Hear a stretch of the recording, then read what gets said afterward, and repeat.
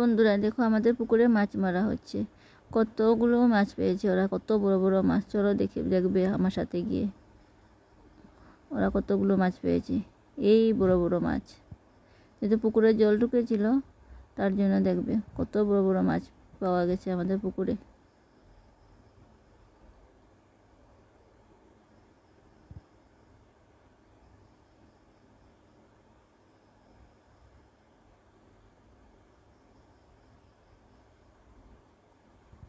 দেখছো, ওই দেখো আমার দুই ছেলে, আমার বর, ওরা মাছ মারছে।